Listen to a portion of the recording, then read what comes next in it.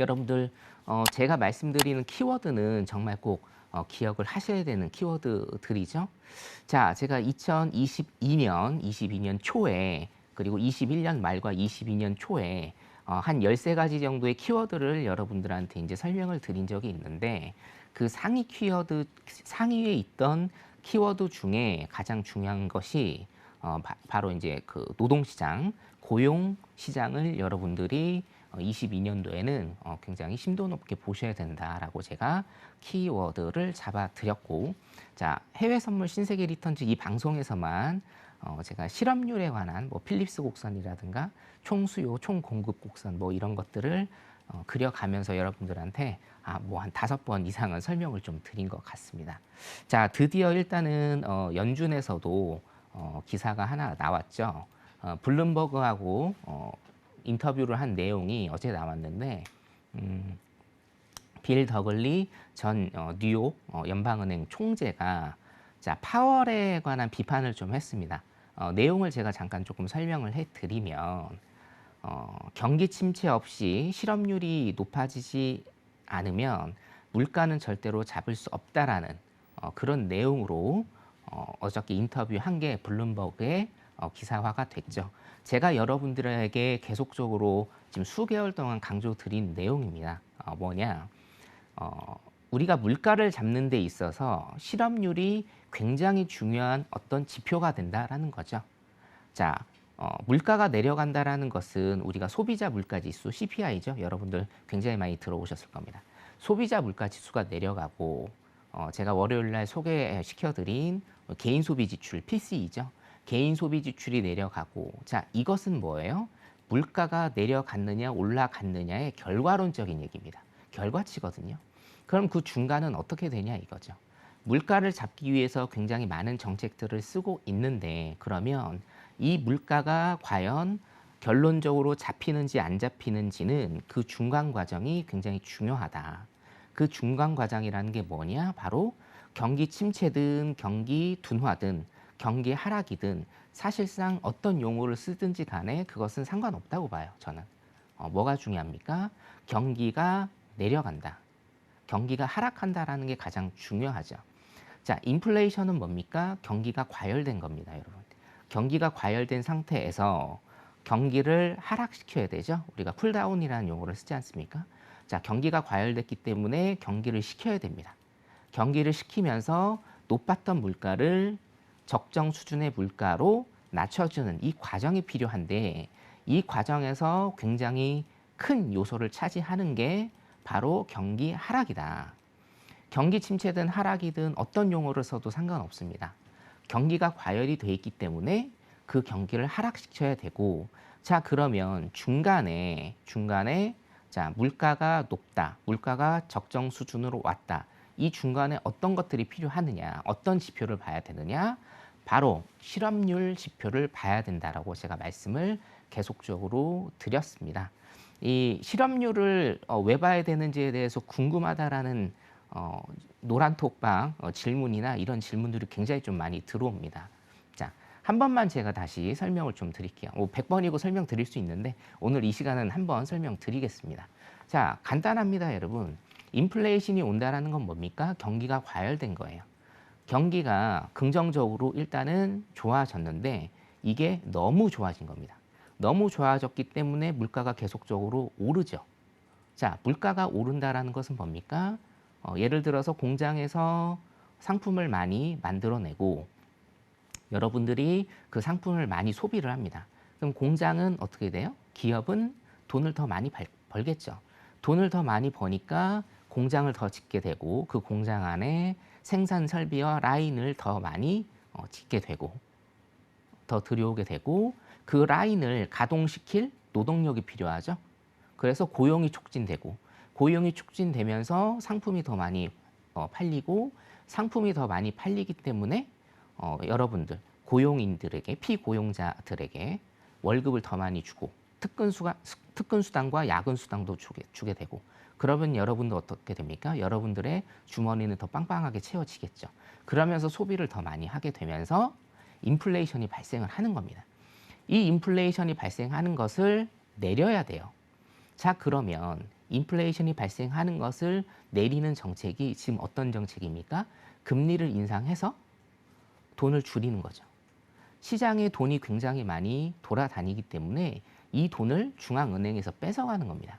금리 인상, QT 이런 것들이 돈을 흡수를 해가는 겁니다. 자, 그러면 돈을 흡수를 해간다라고 하면 시중에 돈이 굉장히 적어지겠죠. 그러면 기업들은 어떻게 해야 됩니까? 신규로 내가 어떤 기업이 투자를 하는 어떤 상품을 취소를 할 것이고, 어떤 고용에 대한 계획을 줄일 것이고, 공장에서 100명이 일하고 있다라고 하면 상품이 잘 안 팔리기 때문에 20명, 30명 해고를 하면서 자연적으로 구조조정을 이룰 겁니다. 자, 그렇기 때문에 우리가 물가를 잡으려면 사실은 이게 제가 중간에 말씀드린 물가와 화폐 수량과의 일단은 관계인데 화폐 수량을 실업률로 바꾼 것일 뿐이거든요. 자, 그러면 물가를 잡으려면 어떻게 해야 됩니까? 실업률이 높아져야 된다. 물가를 잡기 위해서는 과열된 경기를 쿨다운 시켜야 되고 그게 뭐다? 그게 경기 하락이다. 경기 하락이 되면 실업률은 자연적으로 높아진다. 따라서 결론은 뭐냐면 이게 100년 이상 된 이론입니다. 영국에서. 결론적으로는 물가를 잡기 위해서는 경기 하락이라는 이런 과정을 거쳐야 되고 경기 하락 중에 우리가 직접적으로 눈에 보이는 지표는 무슨 지표다? 실업률의 지표다. 자, 경기를 하락시키기 위해서는 실업률이 높아져야 되고 그런 과정에 우리가 조금 경기 하락, 경기 침체에 대한 고통이 수반이 되고 결론적으로는 뭡니까? 물가가 잡히는, 물가가 적정 수준으로 내려오는 이런 프로세스가 확립된 이론이라 이거죠. 여기에는 어떤 이론의 여지가 없다라고 일단 생각을 하고요. 자, 그렇기 때문에 어저께 블룸버그에 기재된 전 뉴욕은행 총재의 말이 딱 들어맞는 거죠. 파월은 지금 경기 침체 없이 튼튼한 고용 시장을 바탕으로 우리가 경기 침체 없이 물가를 잡을 수 있다라고 하는 이 말이 사실상 말도 안 되는 얘기다라고 어저께 블룸버그의 인터뷰 기사를 실었고 제가 여러분들에게 계속적으로 계속적으로 주입시켜드린 자, 물가를 잡기 위해서는 경기 하락이 필수고 어떤 지표를 봐야 되느냐? 실업률의 지표를 봐야 된다라고 제가 계속적으로 일단은 말씀을 드리는 겁니다. 결론적으로 보면 요약을 하자면 여러분 물가를 잡기 위해서는 실업률 지표를 정말 여러분들이 포커스 맞춰서 보셔야 된다라는 겁니다. PPT 자료를 좀 보면 그래서 제가 아까 말씀드렸죠.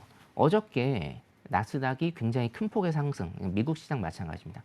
미국 시장이 굉장히 큰 폭의 상승을 했는데 11시 반에 왜 떨어졌느냐. 어저께 11시 반에 무슨 일이 있었냐면 고용지표가 발표가 됐는데요. 제조업 지수도 발표가 됐고 고용지표도 발표가 됐습니다. 굉장히 좋게 나온 거죠. 굉장히 좋게 나왔기 때문에 여러분 하락을 한 겁니다. 큰 폭의 하락을. 왜죠? 자, good news is bad, bad news is good이라고 제가 말씀을 드립니다. 고용지표나 아니면 제조업 지수가 굉장히 좋게 나왔다라는 건 뭡니까? 경제가 그만큼 활발하다. 자, 근데 지금은 뭡니까? 경제가 과열된 상태예요. 시켜줘야 된단 말이에요. 근데 오히려 더 좋게 나왔어요. 자, 그러면 페드 입장에서는 어떻게 됩니까? 금리를 0.5%씩 계속적으로 올려야 됩니다. 제가 7월 중에는 자이언트 스텝 0.75% 인상이 가능성이 있다라고 한 게 고용시장, 제가 키워드로 잡아드린 고용시장이 너무 탄탄해요. 자, PPT 자료 한번 보시면 잡 오프닝이라고 하는데요. 구인 지수라고 여러분들이 보시면 됩니다. 기업들이 구인을 하는 건데 2020년 이후에 지금까지 어떻게 됐습니까? 굉장히 큰 폭의 상승을 했다라는 거죠. 자, 이게 무슨 얘기냐면 기업들은 사람을 굉장히 많이 원해요. 우리 기업에 와서 혹은 우리 가게에 와서 일을 해주세요 라고 굉장히 많이 원하는데 미국은 어때요? 미국 실업률 어떻습니까? 제가 계속 강조드리죠. 미국 실업률은 지금 완전 고용 상태라 이거예요. 내가 일을 하고 싶으면 다 일을 할 수 있어요. 제가 수치를 한번 좀 말씀을 드리면 1대 1.9입니다. 1.9이니까 그냥 2라고 생각하시면 되는데 1대 2입니다. 어떤 수치가 1대 2냐면 자, 실업자가 1이면요. 이 실업자를 원하는 기업이 미국에는 두 개가 있습니다. 두 군데가. 자, 그래서 무슨 얘기입니까? 미국은요. 내가 일을 하고 싶으면 어느 곳에서라도 일을 할 수가 있는 상태예요. 자, 여기에서 이게 왜 촉발됐느냐. 여러 가지 원인이 있지만 가장 큰 것은 이게 이제 경제학이랑 굉장히 맞물려 있기 때문에 자, 미국도 지금 버블이 심한 상태거든요. 미국도 자산 가격이 굉장히 많이 올랐습니다. 집값 굉장히 많이 올랐죠. 그래서 어떻게 돼요? 코로나 이후로 실직된 사람들이 어차피 내 자산이 굉장히 많이 올랐기 때문에 은퇴를 해버렸어요. 내가 노동 인구에 속함에도 불구하고 그냥 은퇴를 해버린 겁니다. 일 안 해요. 그래서 뭡니까? 그래서 기업들은 굉장히 많이 원합니다. 자, 1000만 단위가 넘어갑니다. 1100만 명의 사람들을 지금 원하는데 일할 사람이 없는 겁니다. 고용시장이 너무 탄탄한 거죠. 자, 제가 계속적으로 일단은 말씀드립니다. 물가를 잡기 위해서는 실업률이 높아져야 돼요. 주지의 사실이에요, 여러분. 물가를 잡기 위해서는 실업률이 높아져야 되는데 실업률은 어때요? 더 낮아져요. 지금 3%대 중반인데 더 낮아질 겁니다. 3.5%까지 내려올 가능성이 굉장히 많죠. 실업률은 더 낮아진다. 자, 그렇기 때문에 자, 물가를 잡기 위해서는 실업률이 높아져야 되는데 오히려 지금 미국은 실업률이 더 낮아지고 있다. 자, 그러면 어떻게 됩니까? 계속적으로 수요를 하락시켜야 됩니다. 수요를 하락시키려면 쓸 수 있는 카드가 지금은 그렇게 많이 없어요. 금리 인상 하고 있지 않습니까? QT 하고 있잖아요. 그러면 그 강도의 문제죠.